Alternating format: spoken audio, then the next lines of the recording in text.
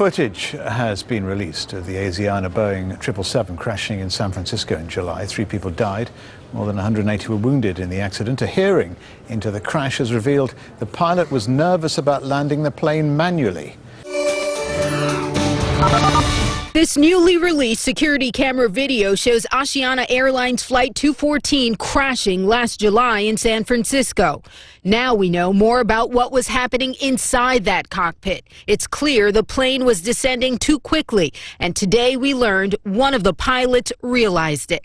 The cockpit voice recorders show 52 seconds before the crash, a relief pilot in the back seat of the cockpit called out "sink rate," warning the plane was dropping too fast.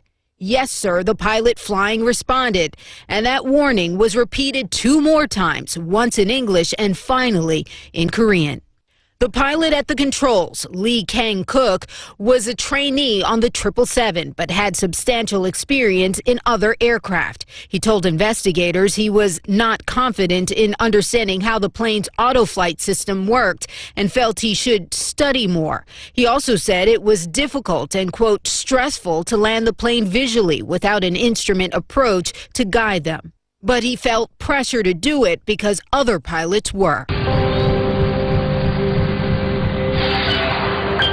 Yeah, this is pretty dramatic video. If we can cue it up and roll it. This was taken from a surveillance camera, apparently near the airport. And you can see this plane coming in.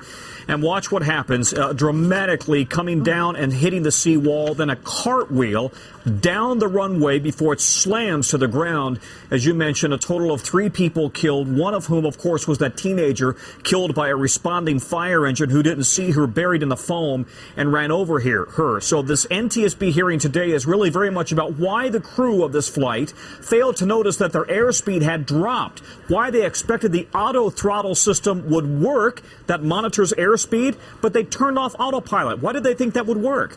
And why the pilot who was in training had the skills to fly and land the 777, whether he had the skills that were necessary. He was an experienced Airbus pilot, but he'd only recently switched over to the Boeing 777. He was warned 4 times before the crash by another pilot that he was descending too quickly, but he never responded.